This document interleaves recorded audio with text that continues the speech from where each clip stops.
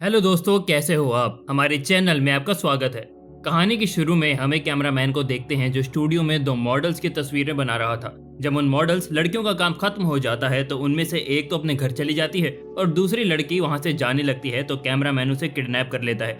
उस लड़की को बेहोश कर देता है। जब उसको होश आता है तो वो खुद को बंधा हुआ पाती है। वो लड़की बहुत ज्यादा डर गई थी। कैमरामैन से बार बार यही कह रही थी कि प्लीज मुझे छोड़ दो, पर वो उस मॉडल की एक बात नहीं सुनता। फिर वो इन बॉक्स को निकालता है जिसमें किसी की राख थी। वो उस लड़की के पास रख कर उसका गला काट देता है और जब वो ऐसा कर रहा होता है तो उसका खून उस राख में गिर जाता है। अगली सुबह जब कैमरामैन की सेक्रेटरी आती है तो उसे उस लड़की की लाश मिलती है जिसको कैमरामैन ने मार दिया था। पर जैसे ही वो पीछे मुड़ती है तो उधर वो अपने बॉक्स की लाश को भी देखती है। तभी वो पुलिस को बुलाती है। छानबीन करने के बाद पता चलता है जरूर उस लड़की को तो कैमरामैन ने मारा है, पर अभी ये राज ही था कि उस कैमरामैन को किसने मारा। जब उस कैमरामैन के गले को देख तो उस पर किसी के काटने के निशान थे। उसके लाश को देखकर ऐसा लग रहा था जैसे उसका मांस किसी ने खा लिया हो। इसके बाद हम कहानी के दो न्यूज रिपोर्टर्स लड़कियों को देखते हैं जो काबिल तो बहुत थी पर उनका कोई भी यकीन नहीं करता था। वो जब दोनों अपने ऑफिस में जाती हैं तो उनका बॉक्स उनसे कहता है कि इस केस के बारे में पता करें कि आखिर उस कैमरामैन की मौत कैसे हुई, उसे इतनी बेदर्दी से किसने मारा। अब वो दोनों एक लैब की लड़की से मिलती हैं। वो उसको होटल में खाना खिलाती है। उस कैमरामैन ने तो उस लड़की को मारा है, पर हमें उसके घर से कुछ मोमबत्तियां भी मिली थी। उन्हें देखकर ऐसा लग रहा था जैसे वहां पर कोई रिचुअल, कोई जादू हुआ हो। कैमरामैन की गर्दन पर किसी ने दांतों के निशान देखे थे कि जैसे किसी ने उसके गले को चबाकर खाया हो। ये दोनों जब ये सुनती हैं तो वो काफी परेशान हो जाती हैं और सोचने लगती हैं कि ऐसा आदमखोर कौन हो सकता है जो इंसानों को ऐसे खौफनाक तरीके से मार सकता हो। इसके बाद हम सैंड्रा नाम की एक लड़की को देखते हैं जो योगा करके अपनी गाड़ी की तरफ जा रही थी। जैसे ही वो अपनी गाड़ी में बैठने लगती है तो कुछ लोग आकर उसकी गाड़ी को चुरा कर ले जाने वाले थे। जब वो गाड़ी को चुरा कर भाग रहे थे तो पहले ही सैंड्रा की गाड़ी में कोई मौजूद था जो उनको काफी बुरी तरह मारता है, फिर जान से भी मार देता है। सैंड्रा ये देखकर काफी ज्यादा डर जाती है। तभी वो देखती है कि उसकी गाड़ी के पीछे कोई था, लेकिन जब वहां पर लोग जमा होते हैं तो वो आदमी जो उसकी गाड़ी के पीछे खड़ा था वो वहां से चला जाता है। अब वो इसी सोच में थी कि इतना ताकतवर इंसान कौन हो सकता है जिसने इतने सारे लोगों को अकेले मार दिया। अगली सुबह वो दोनों रिपोर्टर्स एक प्रेस कॉन्फ्रेंस में जाती हैं जहां वह पुलिस से सवाल करती हैं कि आखिर ये कत्ल कौन कर रहा है। पुलिस कहती है कि आप लोग फिक्र नहीं करें, हम बहुत जल्दी कातिल को ढूंढ लेंगे। रिपोर्टर ऑफिसर से पूछती है कि क्या यह कत्ल एक ही इंसान कर रहा है, जिस पर ऑफिसर उसे जवाब देता है पहले जो कत्ल हुआ गाड़ी के पास हुआ वो एक ही इंसान ने किया था। वो पूछती है कि कैमरामैन के गले पे जो ऐसे निशान थे कि जैसे किसी ने उसका खून पिया हो। ये सवाल सुनकर सब लोग हैरान हो जाते हैं क्योंकि कोई भी इसके बारे में नहीं जानता था। ये बात सुनकर वहां पर आई हुई जो मेयर थी वो बहुत गुस्सा हो जाती है और वो रिपोर्टर लड़की से कहती है कि आइंदा तुम इस कॉन्फ्रेंस में नहीं आओगी, तुम्हारी जगह कोई अच्छा रिपोर्टर आएगा जो हमसे अच्छे सवाल पूछेगा। और वो ये बात इनके बॉस को बता देती है, जिस पर इनका बॉस इन्हें बहुत डांटता है। बॉस को उनकी बातों पर यकीन नहीं था। वो पूछते हैं कि आखिर तुम्हें ये खबरें कौन देता है। वो कहती है कि हमारे खास लोग जो पुलिस में शामिल हैं। जब वे दोनों अपने घर पर थी ये सोचती हैं कि क्यों ना हम अपने अकाउंट पर कुछ पोस्ट करें, इन सब कातिलों के बारे में क्या पता हमें कुछ ऐसा मिल जाए। तभी इन्हें लैब में काम करने वाली लड़की का फोन आता है। वो उन्हें बताती है कि जिन भी लोगों का हमने डीएनए टेस्ट किया है वो एक ही आदमी के हैं जिसने सबको मारा है, पर वो उस मॉडल लड़के की मौत हुई वो तो कैमरामैन ने नहीं की थी। अब ये दोनों इन सब बातों का पता करने कैमरामैन के ऑफिस में जाती हैं जहां पर सबसे पहले कत्ल हुआ था। जब ये वहां पर जाती हैं तो वहां पर इन्हें एक बॉक्स मिलता है।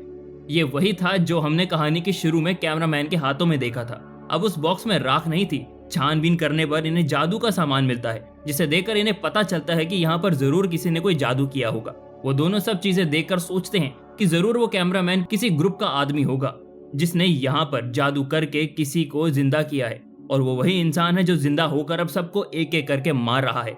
अब जब इन दोनों को पता चल गया था, लेकिन ये दोनों सोचते हैं बिना सबूत के कोई इनकी बातों पर यकीन नहीं करेगा, इसीलिए दोनों फैसला करती हैं कि पहले वो सबूतों को इकट्ठा करेंगी। उधर सैंड्रा जो उस हादसे के बाद हॉस्पिटल में थी उसका भाई भी वहां पर आता है। भाई पुलिस ऑफिसर से पूछता है कि क्या यहाँ पर कोई खतरा तो नहीं है। ऑफिसर कहता है कि फिक्र की कोई बात नहीं है, तुम्हारी बहन यहाँ पर महफूज रहेगी। फिर वो अपनी बहन से मिलता है। सैंड्रा उसे बताती है कि उस रात मैंने एक आदमी को देखा था जो बहुत खतरनाक था और मुझे लगता है कि वो मुझे भी नहीं छोड़ेगा, मुझे भी मार डालेगा। वो बात कर रही थी तभी वहां पर वो आदमी आ जाता है जो सैंड्रा को मारने के लिए आया था। उधर से भाई उसे क्रॉस लॉकेट देता है, कहता है कि इसे पहन लो, गॉड पर यकीन करो, तुम्हें कुछ नहीं होगा। पर वो अब अंदर जा चुका था जो एक गार्ड को मार रहा था। ये देखकर एक पुलिस ऑफिसर उस पर गोली चला देता है और गोली की आवाज सुनकर और भी पुलिस वाले वहां पर आ जाते हैं, लेकिन वो आदमी उस ऑफिसर को भी मारकर उसका खून पीने लगता है। इसके बाद वो उसके पास जाता है उसे मारने के लिए। तभी वो उसके गले में जब क्रॉस वाला लॉकेट देखता है तो वो डर जाता है और भागने लगता है।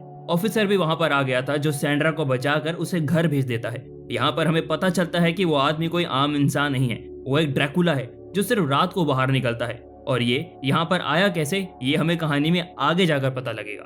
इसके बाद हमें एक लड़की को दिखाया जाता है जो अपने काम से वापस आ रही थी। जो वो गाड़ी में बैठती है तो ड्रैकुला पीछे से आकर उसके गले को पकड़ लेता है, उसे मार कर उसका खून पीने लगता है। अगली सुबह दोनों रिपोर्टर्स को उनका बॉस कहता है, मैंने आज नया शो शुरू किया है जिसमें लोग हमें अपनी राय देंगे, कातिल कौन है। और उनको इस केस पर बहुत से मैसेजेस में आने शुरू हो जाते हैं जिसमें लोगों ने उन्हें अपने अपने ख्यालात बताए थे कि ऐसा क्यों था और इसके पीछे राज क्या था। वो दोनों रिपोर्टर्स लड़कियां कुछ लोगों के नामों को चुन लेती हैं और उनसे बात करने की भी कोशिश करती हैं। उधर सैंड्रा का भाई भी उसे अपने घर ले आता है। वो बताता है कि यहाँ पर कैमरे लगे हुए हैं, फिक्र नहीं करो, तुम्हारी जान को खतरा नहीं होगा। वीडियो देखते ही जिसमें वो कह रही थी कि इस केस के बारे में कोई भी अगर कुछ भी जानता हो तो हमें जरूर प्लीज बताएं। सैंड्रा अपने भाई से कहती है कि मैं भी इनसे बात करना चाहती हूँ। उधर ऑफिस में दोनों रिपोर्टर लड़कियों से अब एक लेडी बात करती है। वो कहती है कि मैंने आप लोगों की खबर को पढ़ा जिसमें आपने एक कैमरामैन का जिक्र किया था।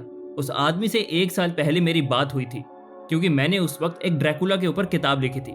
किताब में एक आदमी का जिक्र था जो बहुत खतरनाक था और उस आदमी को जिंदा करना चाहते थे और वो मेरी इन सारे मामलों में मदद करना चाहते थे, पर मैंने उस बारे में उनको नहीं बताया क्योंकि अगर मैं ऐसा करती, उसकी मदद करती, तो एक खतरनाक ड्रैकुला हमारी दुनिया में आ जाता। कभी एक और लड़की इनकी वीडियो में शामिल होती है जो कहती है कि हाँ, मैं भी जानती हूँ उस इंसान के बारे में जो ड्रैकुला बनकर लोगों को मारता है। कुछ सालों पहले मेरा भी सामना हुआ था, उसने मेरी आंखों के सामने मेरी दोस्त को मार दिया था, लेकिन मैंने उसको मारकर उसकी लाश को धूप में ले आई। जैसे वो राख बन गया, मैंने उसकी राख को एक बॉक्स के अंदर बंद कर दिया था, पर वो बॉक्स ही चोरी हो गया था। ये सारी कहानी सुनने के बाद दोनों समझ गई थी कि ड्रैकुला जो अब दोबारा लोगों को मार रहा है वापस आ चुका है। जब ये दोनों घर जा रही थी तो तभी इन्हें सैंड्रा की कॉल आती है जो इनको सब बता देती है, जो सब उसने अपनी आंखों से देखा था। सैंड्रा की बातें सुनकर तो दोनों को पक्का यकीन हो गया था कि ये रुकी हुई थी। उधर वो ड्रैकुला गया था, वो वहां पर आकर अपने दोस्तों को मार रहा था। वीडियो कॉल के जरिए दोनों रिपोर्टर्स लड़कियों को दिखा दिया है कि वहां पर सब क्या हो रहा था। वो दोनों जब देखती हैं कि ड्रैकुला कैसे इंसानों को मार रहा है तो वो भी बहुत ज्यादा डर जाती हैं। तभी उसका भाई आ जाता है जो उसको वहां से ले जाता है, लेकिन वो ड्रैकुला वहां पर भी आकर भाई को मारने लगता है और फिर इसने इनको वीडियो कॉल पर भी देख लिया था। जब ये उसकी शक्ल देखती हैं तो दोनों बहुत ज्यादा डर जाती हैं। वो जाकर सारी बातें पुलिस ऑफिसर को बता देती हैं। वो कहती हैं, तुमने क्या मशहूर होने के लिए कहानी बनाई है? अगर ऐसा है तो प्लीज ऐसे मत करो, बहुत फिजूल कहानी है तुम्हारी। वो जान चुकी थी कि बिना सबूत के कोई भी यकीन नहीं करेगा। वो सोचती है कि दिन के वक्त वो ड्रैकुला आखिर रहता कहाँ होगा। वो उसके लिए हथियार भी बनाते हैं ताकि ये उसका सामना कर सके। एक दिन इन्हें एक आदमी का फोन आता है जो इनकी मदद करना चाहता था। वो अब इन दोनों को अपने ऑफिस में बुलाता है। ये पूछती है कि आखिर उन्होंने यहाँ पर इसे क्यों बुलाया है। वो आदमी बताता है कि हमारी डीलर कंपनी है, हम लोग घर बनाकर बेचते हैं। उन्हें बताता है कि मेरे पास एक दिन एक आदमी आया था जिसने मुझे कहा था कि मुझे एक ऐसा घर चाहिए जो बिल्कुल शांत और बहुत सुनसान हो और ऐसी जगह पर हो जहाँ पे कोई भी ना आए। मैंने वो घर उसे दे दिया। वो दोनों ये सुनकर कहती हैं कि आखिर ये सब बातें आप हमें क्यों बता रहे हैं। वो आदमी कहता है, हो सकता है जिस ड्रैकुला की तलाश तुमको है वो वहीं पर हो। वो उन दोनों को वहां की चाबियां भी दे देता है। दोनों वहां पर जाने का फैसला करती हैं। जब ये दोनों वहां पर जाती हैं तो वो बिल्डिंग वाकई सुनसान थी। ये वहां पर सबूतों को इकट्ठा करने लगती हैं, पर उन्हें वहां पर कोई सबूत नहीं मिलता। इसीलिए अभी दोनों वापस जा रही थी, लेकिन तभी उनकी नजर एक अखबार पर पड़ती है जो 2 हफ्ते पहले का था। उसको देखकर वो सोचती हैं कि अगर यहाँ पर कोई भी नहीं रहता तो ये अखबार यहाँ पर क्या कर रहा है। तभी वो एक लड़की की लाश को भी देखती हैं। उधर ही वो ड्रैकुला भी था जो इसका पांव पकड़ लेता है और इन पर हमला कर देता है। ये दोनों जब यहाँ से भागने की कोशिश करती हैं तो वो ड्रैकुला इनको पकड़ लेता है और बहुत मारता है। उनका खून पीने की भी कोशिश करता है, लेकिन वो दोनों भी हार नहीं मानती, उस पर हमला करती हैं। ड्रैकुला एक रिपोर्टर को तो वो बहुत मारता है और उसे बेहोश भी कर देता है। दूसरा रिपोर्टर का खून पीने के लिए उसकी तरफ बढ़ रहा था, पर वो भागकर सूरज की रोशनी में आ गई थी। इसके बाद ड्रैकुला दोबारा से उसकी तरफ जाता है जो बेहोश थी, पर अब उस लड़की को भी होश आ गया था और वो लकड़ी उठाकर ड्रैकुला को मार देती है, जिससे वो बेहोश हो जाता है। ये दोनों खींचकर उसे सूरज की रोशनी में ले जाते हैं, जिससे वो तो राख में बदल गया था। इसके बाद हम कुछ दिन बाद की कहानी को देखते हैं। दोनों रिपोर्टर्स बहुत ज्यादा जख्मी थी, कोई भी इनकी बातों पर यकीन नहीं कर रहा था। इन्होंने ड्रैकुला को मार दिया। ये दोनों अभी फैसला करती हैं कि दोनों प्रेस को छोड़ देंगी और शादी करके कहीं दूर रहने लगेंगी। कहानी के आखिर में हम छोटी बच्ची को देखते हैं जो एक लेडी को ड्रैकुला की राख के एक जार में रख देती है। हम देखते हैं कि उसके नाखून बहुत बड़े थे, जैसे कि वो भी ड्रैकुला हो। जैसे उस कैमरामैन ने इस राख के अंदर लड़के के खून को डालकर इसे जिंदा किया था, मगर ड्रैकुला के निकलते ही उसको मार दिया था। फिर दोनों रिपोर्टर्स ने अपनी बहादुरी से उस ड्रैकुला को भी मार दिया। मगर उस ड्रैकुला की राख जब तक इस दुनिया में रहेगी तो कोई ना कोई इंसान उसे अपने फायदे के लिए लड़की का खून उसमें डालकर इसे जिंदा करेगा और ये ड्रैकुला फिर से दुनिया में तबाही मचाने आएगा। और इसी के साथ ये कहानी यहाँ पर खत्म हो जाती है। आपको ये वीडियो कैसा लगा कमेंट्स में जरूर बताएं और अगली कौन सी मूवी आप देखना चाहते हैं वो भी। धन्यवाद।